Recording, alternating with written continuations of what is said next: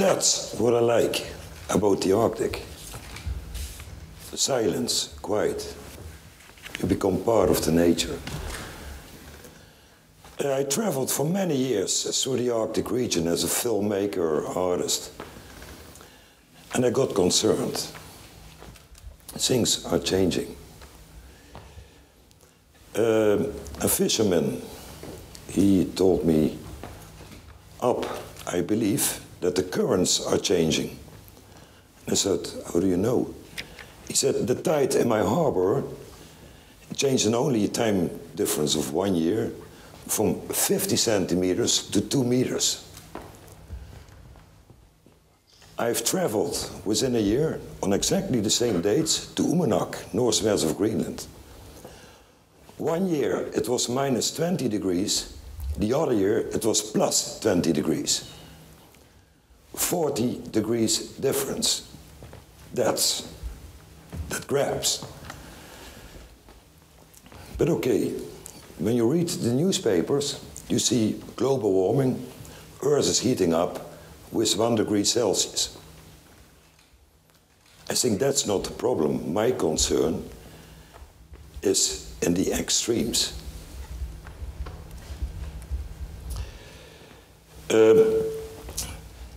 I want to show you a documentary film, fragments of it,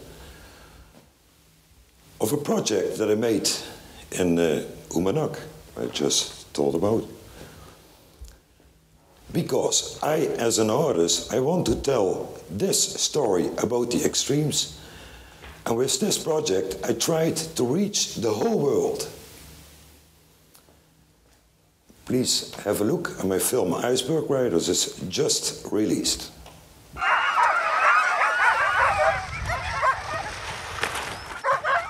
Normally, a dog sled rider is in charge, where the trip leads to when it begins or where it ends.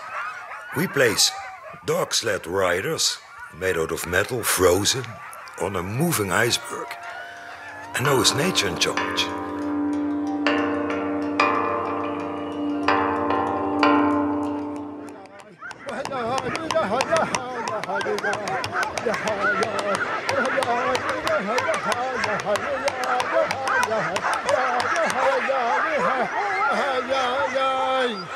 If the dog dies away, then the man is also vanished.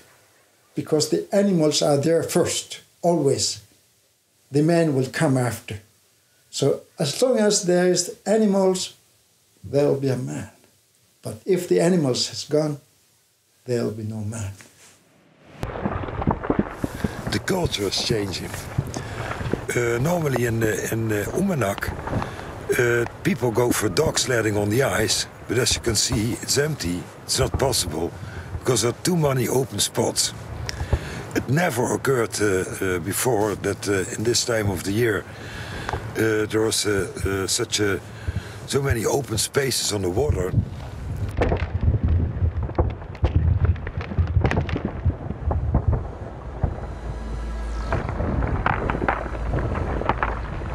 We have to adjust to the nature.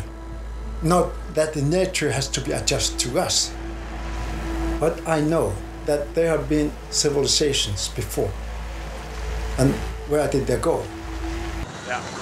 Kom maar.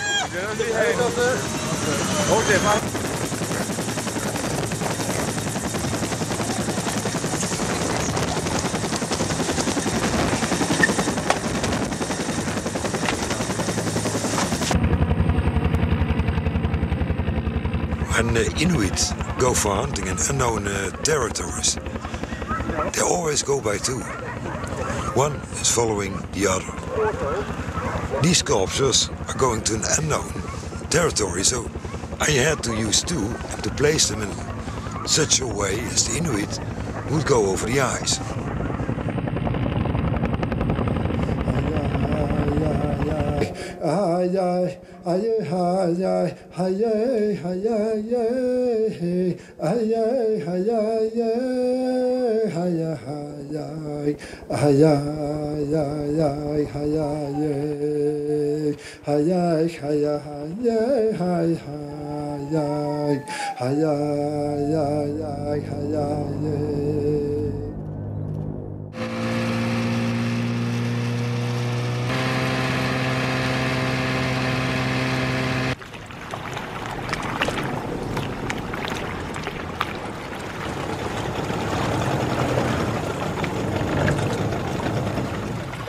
From Cheers. ancient water. The lecture. Sources of yes. Yeah.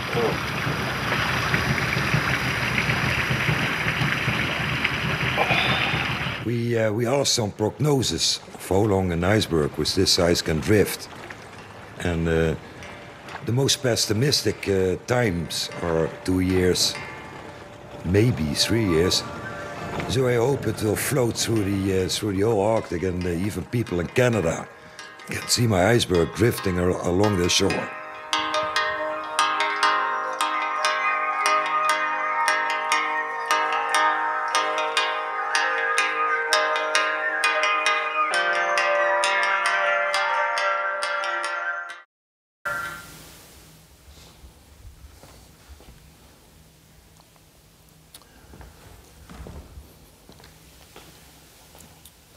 We made a stop in Copenhagen when we went home, and I was completely shocked.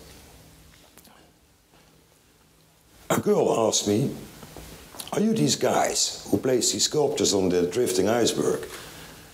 And I asked, "How do you know?" She said it was just on television.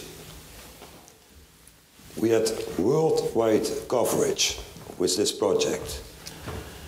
So it was also, for me, it was clear, with art, we can reach people. We can tell a message.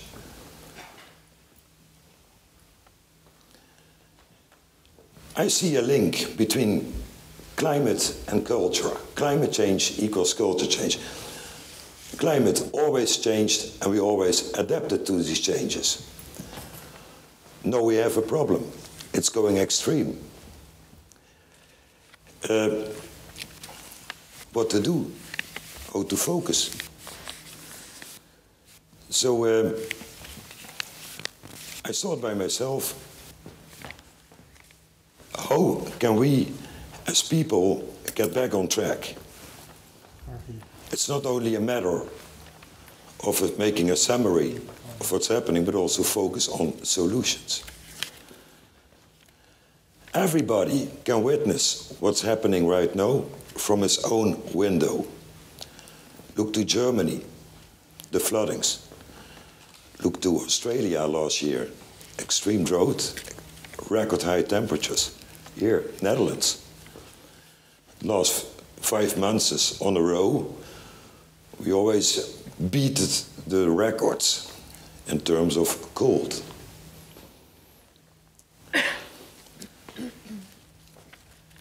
To get a new part in this discussion, we have to focus on the future. With this project, my current project, Sun Glacier, I want to show that we have to be confident in science. We can find solutions. I'm sure of it. We always did. With this project, I want to show everybody that we can make the impossible possible. I want to build a glacier in a hot and extremely dry desert. Friends of mine from Godmother Films in Amsterdam, they made a video clip about the project. My name is Op Vregge. I am an artist and highly fascinated by nature and natural processes. And I like to see things in a different perspective.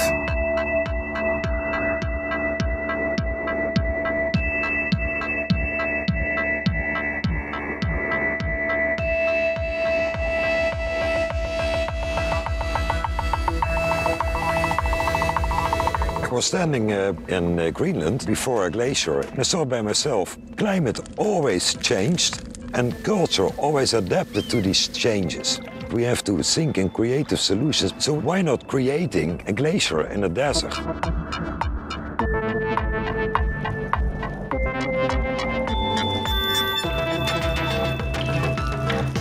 I no longer think he's mad. He's just an artist, and I'm an engineer, and that makes quite a difference. And together works well. We want to create a giant sculpture in the desert that produces ice. A leaf of 200 square meters, covered on the top with solar cells. They produce electricity when the sun catches on it, and we use the energy instantly to cool down the bottom. We cool it in such a way that it will attract water to the surface, and the water will condense against it and turn into ice. But you have to test everything empirically. We created these desert conditions in a room the size of a shipping container by pumping in moisture, by pumping in heat, by putting a little fan there to mimic the wind.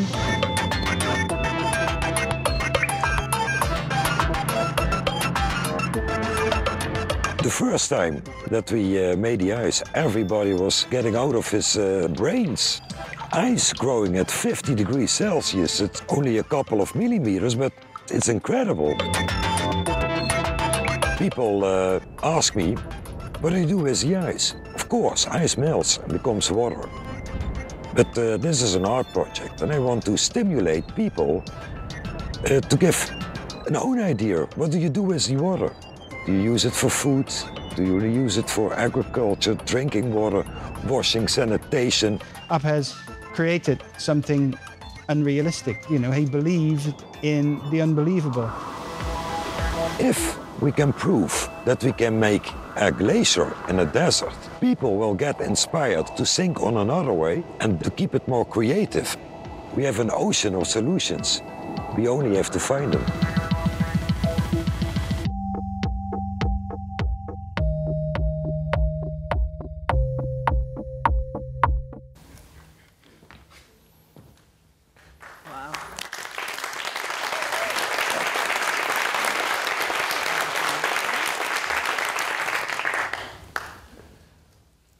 Something strange happened for me as an artist. All our testing results didn't match with the theory. I asked why. There's an explanation. We touched the border of science and even crossed it. It's fascinating. When you look in the meantime, the increase of how technology evolves, it's incredible. And our outcome improved with 20% in only 1.5 years. That's enormous. So everything is going fast and fast. But because we entered a world together with the scientists that nobody has been before, we came up with new ideas. Really proud that I could work together with a brilliant team. So now we have to go on.